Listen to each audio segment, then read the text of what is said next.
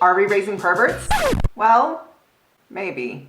The term pervert is defined as a person whose sexual behavior is regarded as abnormal and unacceptable. If we were to use this definition, assuming that vaginal sex for procreation is the norm, anybody participating in anything outside of that could be labeled a pervert. Putting the term pervert aside for a moment, for most of the 20th century, homosexuality was considered a mental disorder. It wasn't until the 1970s that the way a mental disorder was categorized was changed. Basically, a mental disorder is now defined as a harmful dysfunction. So using that language, is homosexuality a mental disorder?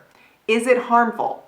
No. Individuals who identify as gay or lesbian aren't causing or experiencing harm by their sexual orientation. Is homosexuality a dysfunction? No, but you might get some people who will say that they can't reproduce, so it's dysfunctional. But then one could argue that lots of heterosexual people can't reproduce either. This way of defining mental disorders has its own challenges within the psychiatric community, and establishing what is normal and acceptable sexual behavior is not well defined either, but it's the language that we currently have available. So going back to the term pervert, defined as a person whose sexual behaviors are regarded as abnormal and unacceptable, the question arises, what are abnormal and unacceptable sexual behaviors? And do these behaviors cause dysfunction and harm? If you were to ask sex therapists, psychologists, or psychiatrists if their clients are perverts, by this definition, they might say, yes, I have clients who are perverts. But then, is everybody a pervert? And if so, are we raising perverts? I'm Kathleen, and I make videos for parents on how to have the modern day sex talks. Let's talk about some common behaviors that would get you labeled as a pervert. Staring at a body part. Basically, staring at any body part that's not the person's eyes. Sending dick pics. It's modern day flashing. Turning every chit chat or conversation into a talk about sex. Basically, the person makes sexual references and jokes and innuendos about everything. Upskirting. This was also considered more or so harmless behavior because the person's not naked and the genitals weren't exposed. But it is non-consensual behavior and an invasion of privacy, as well as considered a criminal offense in most countries. Speaking from my personal experience as a woman, I have received multiple dick pics. I have noticed men staring at my body.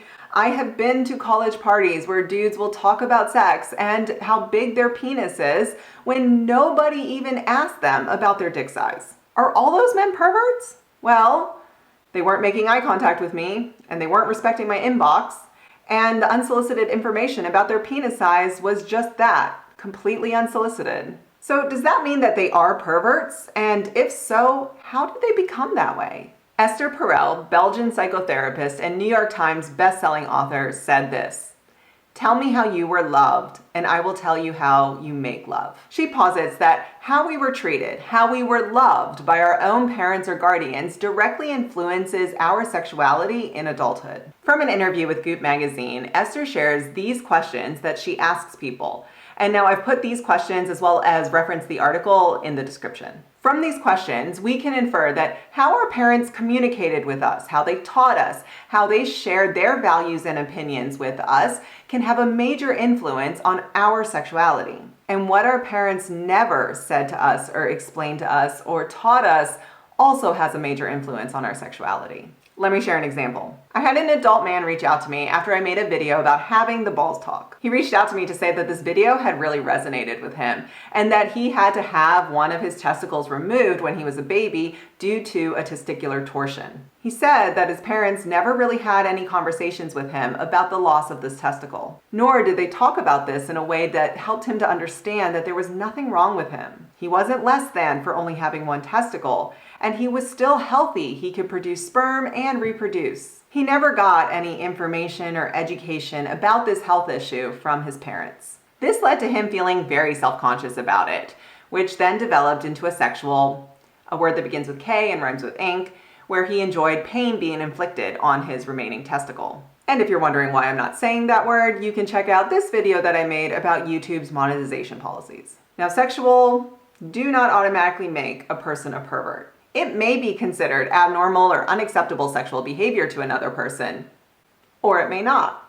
The variety of sexual behaviors that there are are widely varied. For therapists or psychologists, deducing whether the behavior causes harm or dysfunction to themselves or others is what they're more interested in analyzing. Going back to the man with the testicular torsion, Esther Perel might say that the lack of information and education by his parents made him feel bad or ashamed about his one testicle, and this then contributed to how he experiences love, desire, and sex. Most sex therapists will say that when their clients tell them about their sexual desires and then they explore how their clients came to enjoy those sexual behaviors that might be labeled as abnormal, it will usually and most likely be traced back to something in childhood. So what can we do as parents to prevent these future therapy sessions? Let's take a look at these 4 common behaviors that would get you labeled as a pervert and what you can do and say as a parent to prevent it from potentially becoming problematic.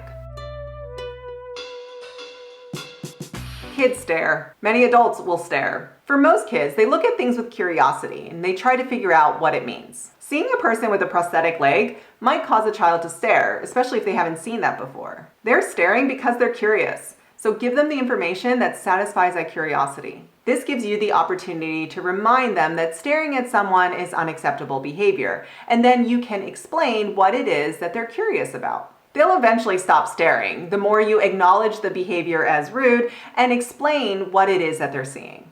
As they get into the middle and high school years, you will be transitioning this conversation to explain about not staring at individuals in a way that makes them feel uncomfortable. Teaching them that a good rule of thumb is not to stare in public spaces, but that there are private spaces that are designed for people to stare at body parts in the real world and online.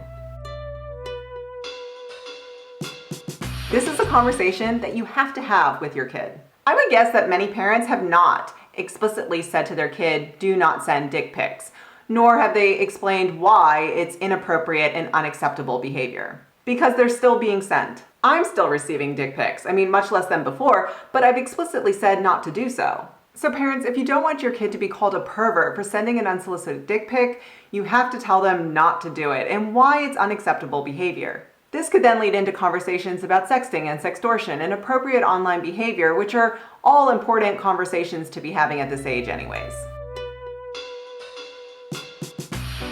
If you're listening to the radio, you'll hear a sexual reference in a song almost immediately, or at least by the next song. Once you've explained what sex is to your kid, you can then explain to them that most adults don't talk about sex in general conversations. Adults may tell a sex joke or make a sexual reference from time to time, but it can become uncomfortable to constantly hear sex jokes or comments about sex all the time. It's not socially acceptable to make comments about your own sex life or to ask questions about another person's sex life in general conversation with friends or acquaintances. If you're still here and listening, thank you. You can show your appreciation by, only if you want to. You might be thinking, Kathleen, come on. Don't people know this? No, they don't. You've got to tell them. And it's generally easier to do when they're young and they're learning. One of the things we have almost become desensitized to is taking pictures or videos in public of other people. People will see something happening in public and they'll just whip out their phone and start recording. There is a lack of privacy when someone is in public, but these recordings are now being uploaded and viewed by millions of people online. But that person in the public space didn't consent to being uploaded online, so there's a gray area, something to ponder while the laws lag. Speaking of lagging laws, upskirting was legal to do in the UK up until very recently. Upskirting is a term used when an individual takes a video or a picture underneath the skirt, dress, kilt, sari, or any piece of clothing that openly flows down towards the feet without the consent of that person. Is this a problem?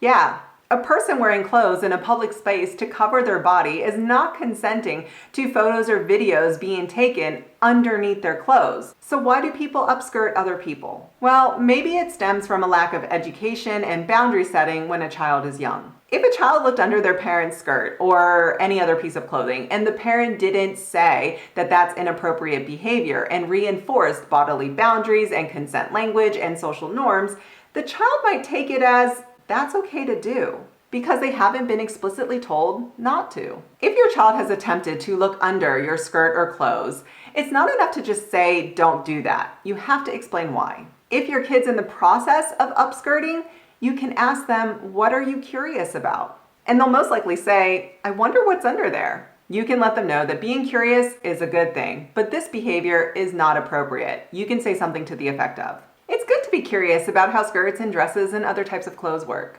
Underneath a person's skirt or dress or flowing garment is their underwear. Do you remember what the underwear is covering? Great, yes, the genitals. When it comes to a person's body, we don't touch their body without asking them first. And when it comes to their genitals, it's not acceptable to ask them to look at or touch their genitals, even if the underwear is covering it, because that part of the body is private. But we can learn about the body through reading books. You can bring out this book by Janine Sanders called My Body, What I Say Goes, or if they're closer to the intermediate age, let's talk about body boundaries, consent. And in the description, I've linked to Janine's website where you can purchase both of these books. And there are also some affiliate links that earn me a small commission if you use the link to make a purchase. So this brings us back to the original question. Are we raising perverts? We've just talked about 4 behaviors that if an adult were to do, it would most likely get them labeled as a pervert. If we were to ask the adults who currently do these behaviors if they were ever taught that these behaviors are inappropriate and unacceptable to do, and why that is so at some point during childhood, I would bet that they would say that they never received medically accurate or age-appropriate sex ed, nor were they given a safe space to ask questions and learn about sexuality in the home. That would be my guess.